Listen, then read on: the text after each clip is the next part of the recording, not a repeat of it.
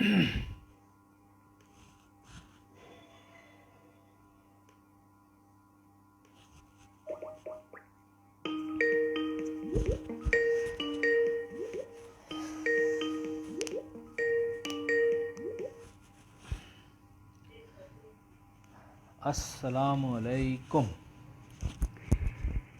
अपने अपने mic off कर दें please, and let's wait for couple of minutes.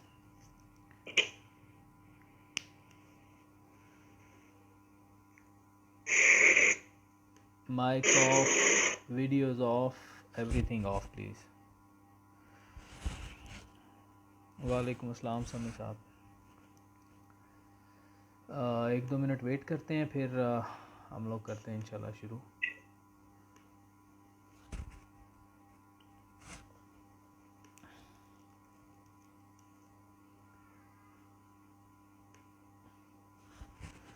आज का हमारा essay is about writing conclusion of an essay. Sorry, आज का हमारा ऐसे नहीं, आज का हमारा topic is about writing conclusion of an essay. Skype वालों रिकॉर्डिंग पे लगाया है।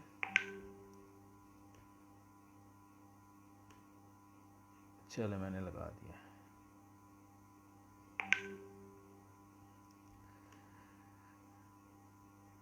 कंक्लूजन ऑफ एन ऐसे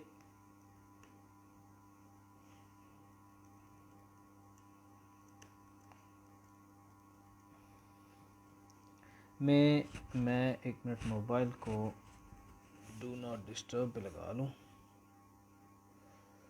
कर गया ये।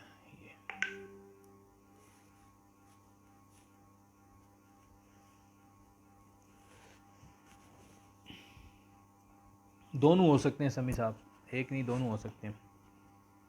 अच्छा, शुरू कर लें, फिर करते हैं। कंक्लूजन्स और इंट्रोडक्शंस, जैसे मैंने इंट्रोडक्टरी पैराग्राफ में भी कहा था, they are difficult to write, can be difficult to write, लेकिन उनके अंदर अगर आप टाइम इन्वेस्ट करते हो तो इट इज़ वर्थ इट। आपका जो रीडर है, पेपर चेकर है, उसके ऊपर, उसके रीडिंग एक्सपीरियंस के ऊपर आपके ऐसे में आपका आउटलाइन, आपका इंट्रोडक्टरी पैराग्राफ और आपका कंक्लूडिंग पैराग्राफ, ये काफ़ी असर डालते हैं। जोहा बच्चे कैसी हैं आप? ज़िंदा हैं अभी तक? इफ़ इट इज़ सेम जोहा जो मेरी स्टूडेंट थी 2017 में, आई थिंक। ये फेसबुक पे कोई आई है Zoha Shakir, I thought it's her. Anyways, अच्छा, तो कंक्लूजन एक आपके पास फाइनल अपॉर्चुनिटी है कि आप एक फाइनल गुड इम्प्रेशन बना दीजिए अपने रीडर के ऊपर। जैसे आप जब किसी को गिफ्ट देते हो, गिफ्ट चाहे 50 रुपये का हो, 5,000 का हो, 10,000 का हो, 1 लाख का हो, the best thing, the thing you are worried about is its presentation, how you have to present it. और उसकी प्रेजेंटेशन में भी उसकी क्या चीज़ मैटर करती है? उसका रैपर मैटर करता है। The last step you do while presenting something to anybody is its wrapper। कितने खूबसूरती से आप उसे देते हो। तो जो आपका कंक्लूडिंग पैराग्राफ है, it too is wrapper of your essay, it wraps up, ये आपके ऐसे को रैप अप कर रहा है, इसको बंद कर रहा है। It demonstrates to the reader that you have accomplished what you set out to do. जो टारगेट आप लेकर चले थे, जो थीम आप लेकर चले थे, जो थीसिस स्टेटमेंट और पॉलिसी आप लेकर चले थे, वो यहाँ पे आके आपने डेमोस्ट्रेट करनी होती है कि आपने उसको अकम्प्लिश कर लिया, आपने उसको कंप्लीट कर लिया। At the same time obviously जब कंक्लूडिंग पैराग्राफ है तो ये एक सेंस ऑफ क्लोजर भी प्रोवाइड करेगा रीडर के लिए कि now the topic is closing. जैसा मैंने इंट्रोडक्टरी पैराग्राफ में आपको समझाया था कि वो एक ही पैराग्राफ होता है, लेकिन जो स्टार्ट के हैं ना, जिन्होंने अभी अपनी प्रिपरेशन स्टार्ट की है, उन लोगों की सहूलत के लिए मैंने उसे 3 हिस्सों में डिवाइड किया था। आज मैं एक पोस्ट कर दूंगा जिसमें जो पिछले टोटल हमारे 4 लेक्चर्स हुए हैं, आज 5वां है। वो जो चारों लेक्चर्स के जो लिंक्स हैं ना CSS क्लब के, वो मैं आज यहाँ पे एक पोस्ट बना के कर दूंगा ताकि अगर किसी के मिस हुए हैं तो वो वहाँ से उनको देख सके। मैं बता रहा था कि इंट्रोडक्टरी पैराग्राफ के बारे में मैंने आपको बताया था कि उसमें 3 हिस्से में मैंने उसे डिवाइड किया था ताकि आप इजीली उसे कर सकें, इजीली उसे बना सकें। इसी तरह मैंने कंक्लूडिंग पैराग्राफ को भी 3 हिस्सों में डिवाइड कर दिया। अब ये 3 हिस्से कौन कौन से हैं वो बारी बारी में अब आपको एक्सप्लेन करता जाता हूँ। सबसे पहला हिस्सा है, उसको मैंने नाम दिया हुआ है टॉपिक सेंटेंस का। दूसरा हिस्सा है, उसको मैंने नाम दिया हुआ है सपोर्टिंग सेंटेंसेस का। और तीसरा हिस्सा है, उसको मैंने नाम दिया हुआ है क्लोजिंग सेंटेंस का। ये 3 हिस्से होंगे आपके कंक्लूडिंग पैराग्राफ के अंदर। अब लाजमी नहीं कि आप इसको उसमें कोई डिवीजन्स करेंगे या कुछ इस तरह का है, ये सिर्फ आपकी अंडरस्टैंडिंग के लिए है। मैं बार बार इस बात को रिपीट करता हूँ। वहाँ पे ये ना कीजिएगा। अगले दिन मुझे एक स्टूडेंट ने टास्क भेजा था, उसने इंट्रोडक्टरी पैराग्राफ 3 पैरों में लिखा हुआ था, 3 हिस्सों में डिवाइड किया हुआ था एक्चुअली ऑन पेपर उसने, जबकि इस चीज़ को मैंने मना किया था। मैंने ये कहा था कि उसके 3 हिस्से होते हैं लेकिन वो एक ही पैराग्राफ के अंदर आपने लिखने हैं। So same goes hair. 3 हिस्से जो हैं वो मैंने आपको बता दिए। अब टॉपिक सेंटेंस क्या होता है? In my opinion, fresh rephrasing of thesis statement is called your topic sentence. आपका concluding paragraph should start from fresh rephrasing of your thesis statement. अब ये rephrasing of thesis statement क्या होती है? आपने simply उसे restate नहीं कर देना, वो redundant feel होगी। आपने उसको fresh और deeper understanding देनी है, उसके साथ आपने उसको रीफ्रेज करना है। फॉर एग्जाम्पल, मैं किसी टॉपिक की यहाँ पे बनाता हूँ और फिर वो इधर फेसबुक पे भी भेजता हूँ और इधर भी भेजता हूँ।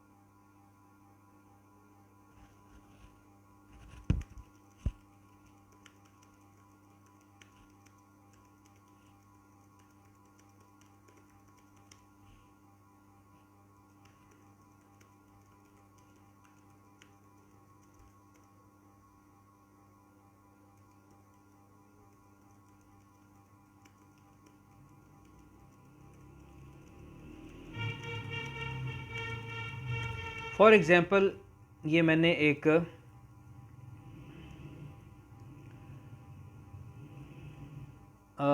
टॉपिक है, उसकी मैंने बनाई है। टॉपिक है has democracy failed in third world countries. उसके लिए मैंने ये एक थीसिस स्टेटमेंट बनाई है। बेसिकली मैं आपको बताना ये चाह रहा हूँ कि fresh rephrasing of thesis statement क्या होता है। अब मेरा एक ओपिनियन है, मेरी एक पॉलिसी है जो मैंने बनाई है। अब मैं ये फेसबुक वालों को भी ज़रा सेंड कर दूँ। फेसबुक ताकि इनको भी आइडिया हो जाए।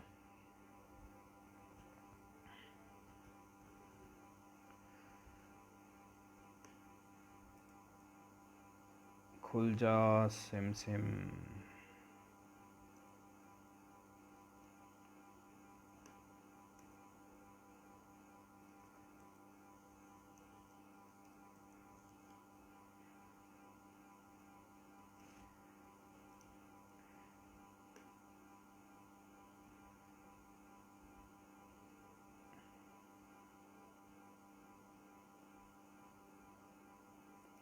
राइट। ये हो गया। आई एम सॉरी, जो लोग अभी ज्वाइन कर रहे हैं उनको मेरी आवाज़ नहीं जा रही होगी। यार खुल जा। हाँ जी, ये मैं कमेंट्स में पोस्ट कर रहा हूँ।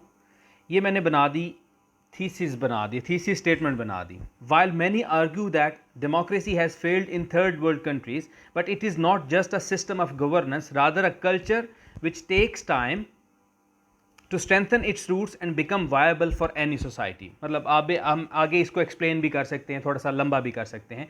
ये हमने बनाई थीसिस स्टेटमेंट। टॉपिक क्या है? Has democracy failed in third world countries. ये हमारा टॉपिक है। अब इसी की फ्रेश रीफ्रेजिंग क्या होगी, उसी को दूसरे अंदाज में कहने का क्या तरीकाकार है, अब मैं वैसे लिखता हूं।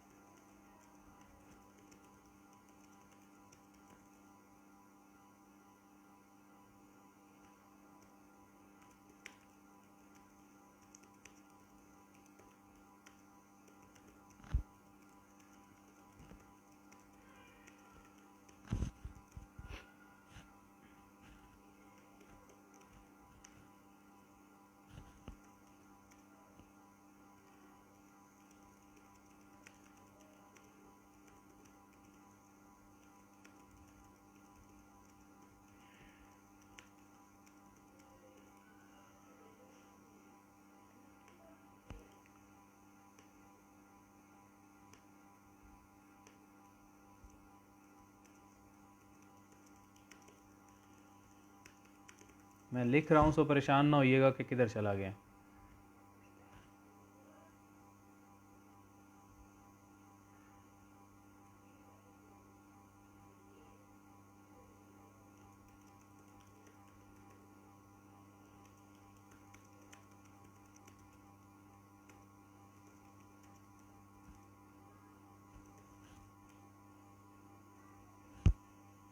मतलब अब ये मैंने सेंड कर दिया, उसी बात की फ्रेश रीफ्रेजिंग इसको कहते हैं, जो मैंने अभी फेसबुक वालों, सॉरी उधर वालों स्काइप वालों आपको सेंड किया। बात वही होगी, अ lot of analysts believe that democracy could not be as fruitful in third world countries as it should have been. It needs to be understood that such a process, which involves cultural upbringing and social behavioral changing, takes a lot of time. Hope is there and democracy sooner or later will bring its fruits. ये बात मैंने वही की है जो मैंने thesis statement पहले बनाई थी, जो कि इंट्रोडक्टरी पैराग्राफ के एंड पे लिखनी थी। वही बात से मैंने अपनी बात शुरू की है कंक्लूडिंग पैराग्राफ में, लेकिन अल्फाज और कहने का अंदाज टोटली डिफरेंट कर दिया ताकि उसको यह ना लगे कि मैंने वही बात रिपीट की है। अब ये मेरी पॉलिसी है, ये मेरा थीसिस स्टेटमेंट था जिसको मैं शुरू में लेकर चला था कि इस चीज को मैं प्रूव करूंगा। पहला पार्ट मैं इस तरह वहां पे लिखूंगा कि थीसिस स्टेटमेंट की फ्रेश रीफ्रेजिंग कर दूंगा ताकि पेपर चेकर को पता चल जाए कि भाई साहब हूं ये बंदा जड़ा है काम ख़त्म कर रहा है। उसके बाद क्या होगा, सेकंड पार्ट जो मैंने आपको बताया, फर्स्ट पार्ट में फ्रेश रीफ्रेजिंग, सेकंड पार्ट में आपके सपोर्टिंग सेंटेंसेस हैं। यहां पे आपने क्या करना है, जो मेन पॉइंट्स थे आपके बॉडी ऑफ द एसे के, जो मेन एंड स्ट्रॉन्गेस्ट आर्ग्यूमेंट थे आपके बॉडी ऑफ द एसे के, जो प्रूव कर रहे थे कि it takes a lot of time, जो कि हमारा थीसिस है, उसमें बेहतरी आ जाती है, बेहतर हो जाएगा, होप इज देयर, इस तरह की बातें जो थी उनको you have to synthesize here. अब सिंथेसाइज करने से क्या मुराद है, उनको सिंपली आपने डिस्क्राइब नहीं कर देना कि ये पॉइंट्स हैं जी जिसकी वजह से डेमोक्रेसी बेहतर होती है, बल्कि हम कंक्लूडिंग पैराग्राफ में उसको ये दिखाएंगे कि कैसे ये आर्गुमेंट्स हमारे मिलकर हमारे इस थीसिस को प्रूव कर रहे हैं, कैसे ये शो कर रहे हैं कि जिस स्टांस को हम लेकर चले थे वो हम बॉडी ऑफ द एसे में कंप्लीट कर चुके हैं। कुछ इस तरह का हो सकता है द आर्गुमेंट्स, आगे वो 2-3 आप आर्गुमेंट्स लिखेंगे, show that democracy is flourishing and in near future or in far future it will be very beneficial for third world countries. तो इस तरह आपने उनको synthesize करना है। You have to explain how these ideas fit together. Just उन बातों को रिपीट नहीं कर देना। अक्सर स्टूडेंट्स ये करते हैं कि जैसे उन्होंने इंट्रोडक्टरी पैराग्राफ में, अब चूंकि वहां पे तो आप इंट्रोड्यूस करवा रहे थे, वहां पे आपने बातों को जस्ट पहली दफा बताना था, तो वहां पे कहने का अंदाज और होता है जो सपोर्टिंग आर्गुमेंट्स होते हैं। यहाँ पे सपोर्टिंग आर्गुमेंट्स आपने सिंपली स्टेट नहीं कर देने होते, आपने उनको ये बताना है कि कैसे दे प्रूव योर थीसिस। 2 चीजें हो गई। तीसरी चीज होती है आपका क्लोजिंग सेंटेंस। अब closing sentence are your final words कोशिश कीजिए अगर कोई ऐसा टॉपिक है जिसमें ख़राबी है, जो कोई सोशल एवल है, जिसमें कोई प्रॉब्लम है, कोई इशू है, तो उसमें एक होप आप दे दें। उसमें आप एक वो क्या उसे कहते हैं, सिल्वर लाइनिंग दे दें डार्क क्लाउड्स के साथ, कि हो रहा है, चल रहा है, बेहतर हो जाएगा, इस तरह का कुछ हो जाएगा। और ये ह्यूमन साइकोलॉजी है कि हम जब भी कोई ऐसी चीज़ें पढ़ रहे होते हैं जो कि दुख वाली होती हैं, परेशानी वाली होती हैं, तो उसका हमारे जो है ना ब्रेन के ऊपर, हमारी साइकी के ऊपर इफ़ेक्ट होता है। हम थोड़े से उदास हो जाते हैं, हम थोड़ा सा इस तरह का। पेपर चेकर जब एक चीज़ पढ़ रहा होता है कंटिन्यूटी के साथ, और मोस्ट ऑफ द स्टूडेंट्स उसने कॉमनली ज़्यादा कुछ ऐसे होते हैं टॉपिक्स जो अक्सर स्टूडेंट्स करते हैं, उसमें अगर वो होपलेसनेस होती है तो उसका वो ज़हन भी होपलेस हुआ होता है, तो वो अच्छे नंबर आप उससे कैसे एक्सपेक्ट करेंगे। आई एम सॉरी जी, ये जो बीच में कालू वाले आ जाते हैं ना, इस कौम को इतनी अकल नहीं है कि एक बंदा जब कॉल बिजी कर रहा है that means to wait, 5-10 minute 15 minute wait कर लो फिर कॉल कर लो, लेकिन पीछे ही पड़ जाना है। अब होगा क्या, there is a link between introductory paragraph and concluding paragraph, और ये इनवर्स लिंक है, उल्टा लिंक है। वो लिंक क्या है, इस चीज़ को आपने मेक श्योर करना है कि ये आपके इंट्रोडक्टरी पैराग्राफ में और कंक्लूडिंग पैराग्राफ में ये चीज़ नज़र आए। आपने करना क्या है, इंट्रोडक्टरी पैराग्राफ हमेशा जर्नली स्टार्ट होगा और स्पेसिफिकली एंड होगा। मतलब जर्नल आप टॉपिक को इंट्रोड्यूस करवा रहे हो, वहाँ से वो शुरू हो रहा है, और स्पेसिफाई करके अपनी लिमिटेशंस डिफाइन करके आप अपना थीसिस स्टेटमेंट दे रहे हो, वहाँ पे वो एंड हो रहा है। यानी कि it starts generally and and specifically. जबकि आपका कंक्लूडिंग पैराग्राफ इसके टोटली उल्ट होता है, इट स्टार्ट्स स्पेसिफिकली। ये आपकी थीसिस स्टेटमेंट से शुरू होता है, जो कि वेरी स्पेसिफिक बाउंड्री वाली वॉल्स वाला एक फिनोमिना है, और एंड पे जाके जेनेरिक हो जाता है, जहाँ पे आपने रे ऑफ होप देनी है, कुछ भी इस तरह का काम करना है। सो ये एक काइंड ऑफ इनवर्स रिलेशन है between introductory paragraph and concluding paragraph. अब ये ज़हन में रखिए कि अगर कंक्लूडिंग पैराग्राफ लिखते हुए you done writing everything that you had in your mind, आपके पास जो कुछ था बस लिख चुके हो। If a brilliant idea tries to sneak in to the final paragraph, कोई ऐसा पॉइंट, कोई ऐसा आर्गूमेंट, कोई बहुत ही खूबसूरत किस्म की आपके जहन में बात आती है जो आपको लगता है यार बड़ा स्ट्रॉन्ग चीज़ है, but if that is not part of your outline, simply plug it out of your mind. उसको जहन में मत रखिए और वहाँ पे मत लिखिए। कोई ऐसी चीज़, कोई ऐसा नया आइडिया जो आपके आउटलाइन का हिस्सा नहीं है, वो कंक्लूडिंग पैराग्राफ में ऐड करने की ज़रूरत बिल्कुल नहीं है।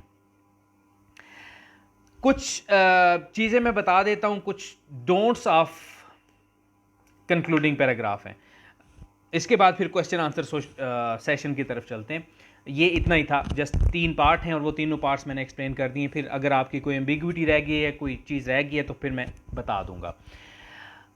कंक्लूडिंग पैराग्राफ लिखते हुए you have to avoid phrases like in conclusion, to conclude, to summarize, to sum up. इस तरह की जो कॉमन चीज़ है, जो एवरीबडी राइट्स, हर स्टूडेंट ये काम करता है, लिखता है। कंक्लूडिंग पैराग्राफ शुरू ही इस काम से करते हैं, to conclude this, to conclude that, ये काम करना। आपने ये काम नहीं करना। जब मैंने आपको एक तरीकाकार बता दिया कि fresh rephrasing of thesis statement से आपका कंक्लूडिंग पैराग्राफ शुरू होगा, दैट मीन्स कि ऑटोमेटिकली इस तरह की फ्रेजेस आप उसमें से प्लक आउट कर देंगे। होता क्या है, जब लास्ट पैराग्राफ है, पेपर चेकर आखिरी पैराग्राफ पढ़ रहा है, तो इट इज़ ऑब्वियस यार कि वो कंक्लूडिंग पैराग्राफ ही है। आखिरी पैराग्राफ को बॉडी ऑफ द ऐसे का पैराग्राफ थोड़ी होगा। जब पेज उसके बाद आपने कुछ लिखा ही नहीं हुआ, दैट इज कंक्लूडिंग पैराग्राफ। सो उसके ऊपर जानबूझ के लिख के टू कंक्लूड या टू सम अप या कुछ इस तरह का काम, आप वो वही हिसाब है जब आप वो कहेंगे आबे जमजम का पानी। पानी इटसेल्फ मीन्स पानी, एंड आब भी, उसका भी मतलब पानी ही होता है। तो आबे जमजम का पानी आपने नहीं करना, ये काम नहीं करना। दूसरे नंबर पे फर्ज करें आपने स्टार्ट में इंट्रोडक्टरी पैराग्राफ लिखा and by any means you forgot to mention any thesis statement, आपके जहन में नहीं रहा, आप उसको जेनेरिकली ही एंड करके आगे चल पड़े, बॉडी ऑफ द ऐसे लिखना शुरू कर दे और आपने कोई थीसिस स्टेटमेंट नहीं दी। यहाँ पे आके आपको याद आया कि मैंने थीसिस स्टेटमेंट नहीं दी वहां पे, तो यहां पे भी फ्रेश रीफ्रेजिंग थीसिस स्टेटमेंट की करने की कोई जरूरत नहीं है, बिकॉज आपने थीसिस स्टेटमेंट तो दी ही नहीं। तो इसको फिर कुछ जो आपका ऐसे का स्टांस है ना, उससे रिलेटेड किसी बात से शुरू करके फिर उसके सपोर्टिंग आर्गुमेंट्स देके और उसको कंक्लूड कर दीजिएगा। Stating the thesis for very first time in conclusion is a big no. बस सर ने कहा था जी कि फ्रेश रीफ्रेजिंग करनी है तो करनी है, ये काम नहीं करना। अगर थीसिस स्टेटमेंट है तो फिर फ्रेश रीफ्रेजिंग कीजिए, अगर नहीं है तो फिर ना कीजिए। फिर कोई नया आइडिया या सब टॉपिक या सब पैराग्राफ या सब पॉइंट या कुछ भी इस तरह का कंक्लूडिंग पैराग्राफ में आप ऐड नहीं करते। फिर एक और बिग नो ये भी है, ending with a rephrased thesis statement without any substantive changes. आप मतलब उसी तरह के अल्फाज, उसी तरह का वो थीम और उसी तरह का वो चीज़ आप दोबारा अगर उसको लिख देंगे तो वो रेपिटेशन हो जाएगी। जैसे मैंने एक आपको एग्जांपल दे दी, उसको कैसे फ्रेश रीफ्रेज करना है वैसे आप उसको कीजिएगा। It should not be identical or too similar to the sentence you used in introductory paragraph। जो शुरू में आपने सेंटेंस यूज किया था उसके साथ आइडेंटिकल या बहुत ज़्यादा सिमिलर नहीं होना चाहिए। और लास्ट पॉइंट, कभी भी पेपर के एंड पे या पेपर में कहीं पे भी सेंटिमेंटल या इमोशनल अपील्स मत कीजिए। आपका आखिरी अटैम्प्ट है, आपका जो भी है। मेरा एक दोस्त था, उसने ये हरकत की थी, सर मेरी आखिरी अटैम्प्ट है और मैं मर जाऊंगा अगर मेरा पास ना हुआ, मेरा ऐसे पास कर दीजिएगा, ये कर दीजिएगा। तो ऑब्वियसली वो पास नहीं हुआ, तो ये काम आपने नहीं करना। ये basically these are out of character with rest of any analytical और एकेडमिक पीस ऑफ राइटिंग। इस तरह का आपने कोई काम नहीं करना। ये था concluding paragraph. Now if you guys have any questions, आ जाए मैदान में। हेरा स्टांस थीसिस स्टेटमेंट ही होता है, लेकिन अगर आपने इंट्रोडक्टरी पैराग्राफ में स्टांस नहीं लिया था तो फिर थोड़ा सा हाथ होला रख लेना। Let's suppose topic is energy crisis, its causes and remedies. Now in conclusion we will mention all remedies and causes। ना आप कोई जरूरत नहीं है all remedies and आप, मैंने कहा ना कि आपने वो arguments mention नहीं करने। You just have to show how these arguments fit together and they prove your thesis। I lost the job cause of corona, so now I'm fully try to prepare myself to take advantage from this opportunity। Thank you so much जी समी साहब। If our essay contains होगा some facts and figures like percentage etc, then where will we mention them? Can we write it in intro or just in body? Body of the essay में ज़्यादातर mention कीजिए, लेकिन अगर आप कोई main argument introductory paragraph में देना चाह रहे हैं तो आप वहाँ पे भी एक आध figure mention कर सकते हैं, लेकिन बहुत ज़्यादा नहीं होने चाहिए। हर आर्गुमेंट को कोट या रेफरेंस से सपोर्ट करना है लाजमी नहीं होता, लेकिन मोस्टली आपके आर्गुमेंट्स लॉजिकल तभी बनते हैं जब आप उनका रेफरेंस भी देते हो। I've questioned yesterday about the vocab of CSS means best source of high quality vocab, but I couldn't find the response or I dropped it. Please tell me again from where I should get it। Vocabulary के लिए मैं आपको simple तरीका एक बता देता हूँ। Skype वालों आप भी सुन लो, फेसबुक वाले आप भी सुन लो। अपने पास एक छोटी सी कॉपी रखिए, डेली बेसिस पे अपने लिए एक टारगेट सेट कीजिए। अब this target can be even 2 words, कि मैंने आज के दिन 2 वर्ड्स सीखने हैं, कल के दिन भी 2 वर्ड्स, डेली मैंने 2 वर्ड्स सीखने। By end of the year जब आपके 365 डेज गुजर जाते हैं तो आप कोई 750-800 वर्ड्स नए सीख चुके होंगे जो पहले आपकी वोकेबलरी में नहीं थे। सो 2 वर्ड्स से आप स्टार्ट कीजिए। आपने करना यह है कि कोई से भी नए 2 वर्ड जो आपने किसी बुक से सीखे, किसी न्यूज़पेपर से सीखे, जहाँ से भी सीखे, उनको उस अपनी कॉपी के ऊपर नोट कर लीजिए, ठीक है। और अगर कोई शॉर्ट सा उसका मीनिंग भी लिखना चाहते हैं तो वो भी लिख लीजिए। जब आप कभी भी प्रैक्टिस करने बैठते हो, मैं हमेशा स्टूडेंट्स को रिकमेंड करता हूं कि डेली बेसिस पे आप प्रैक्टिस किया करें। राइटिंग की प्रैक्टिस लाजमी है, रीडिंग लाजमी कीजिए, जनरल रीडिंग सिलेबस से हटकर, राइटिंग लाजमी कीजिए और किसी टीचर को ज्वाइन कीजिए जो आपका काम रेगुलर बेसिस पे चेक किया करे। ये 3 चीज़ें एसेंस हैं CSS की।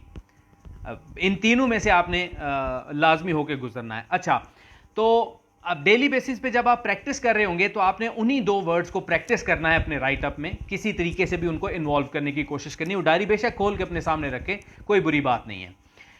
फिर दूसरे दिन आपने क्या करना है, अगले 2 वर्ड्स याद करने। अगले 2 वर्ड आप उस कॉपी में भी लिख लेंगे। अब आज के राइटअप में, यानी कि जो सेकंड डे का राइटअप है, उसमें आप वो 4 वर्ड्स दोबारा प्रैक्टिस करेंगे, 2 पुराने और 2 नए। तीसरे दिन आप फिर 6 वर्ड्स प्रैक्टिस करेंगे, चौथे दिन 8 वर्ड्स, पांचवें दिन 10 वर्ड्स, छठे दिन 12 वर्ड्स, सातवें दिन 14 वर्ड्स। सो बेसिकली हुआ क्या, द फर्स्ट 2 वर्ड्स उसको आप तकरीबन 7 दफा रिपीट कर चुके हो, अपने राइट अप में प्रैक्टिस कर चुके हो। और 8वें दिन में आपने फिर 2 से शुरू कर लेना है, कोई से नए 2 वर्ड्स, फिर 4, 6, 8, 10, 12, 14, इस तरह आपने उस रूटीन को लेकर चलना है। अब इससे होता क्या है, पहले जब आपने वो 2 वर्ड्स किसी राइट अप में पढ़े थे, वहां से आपको थोड़ी सी समझ आई, आपने डिक्शनरी में उनका मीनिंग देखा, वहां से आपको उसकी समझ आई, आपने उसको कॉपी में लिखा, वहां से आपको उसकी समझ आई, उसका मीनिंग लिखा, वहां पे समझ आई, फिर रात को बैठ के प्रैक्टिस किया, वहां से आपको समझ आई। तो एक चीज को आप जब 5 दफा वो आपके ब्रेन में से रीशफल हो रही है, बार बार गुजर रही है, तो आपके सबकॉन्शियस का आपके ब्रेन का हिस्सा बन जाएगा। ये मैं मोस्टली रिकमेंड करता हूँ स्टूडेंट्स को इम्प्रूव करने के लिए, वोकैबुलरी इम्प्रूव करने के लिए। क्या कोटेशन लिखी जा सकती है कंक्लूजन में, अगर रेलिवेंट हो, स्टांस को सपोर्ट कर रही हो? ट्राई करें कि आप अवॉइड करें, अगर नहीं रहा जा रहा तो लिख लें। फिर रिसर्च आर्टिकल से डाटा गैदर किया है तो उस ऑथर का रेफरेंस दे सकते जी। बेहतर तो ये है कि उस रिसर्च आर्टिकल का जो टाइटल है वो और प्लस ऑथर का रेफरेंस आप दीजिए।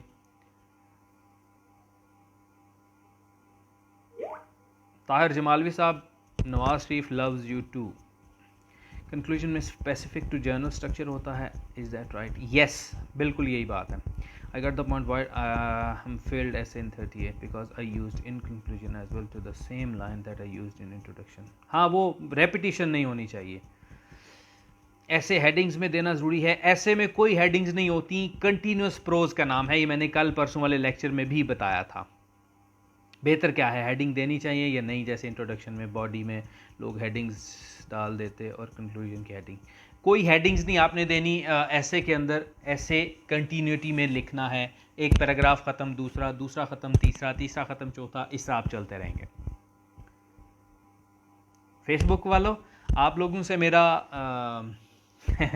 सफ़र आप लोगों के साथ यहीं तक था इंग्लिश के हवाले से। और स्काइप वालों, आपकी अभी क्लासेस चलेंगी प्रेसी वाली, और कल क्लास होगी आपकी। अभी अगर आप लोगों के मज़ीद कोई क्वेश्चन हो तो आप यहाँ पे कमेंट्स में दे सकते हैं। मैं स्टिल प्लान कर रहा हूँ, हमने इंटरनेशनल लॉ की क्लासेस कब शुरू करनी है और कैसे करनी है और उनका स्केड्यूल क्या होगा, वो जैसे फाइनलाइज हो जाता है तो मैं ये CSS क्लब में ही अनाउंस कर दूँगा। अपना ध्यान रखिए, खुशबाश रहिए, अल्लाह वाले। फेसबुक वालों, स्काइप वालों, आप ना जाना, भी इधर ही रहो।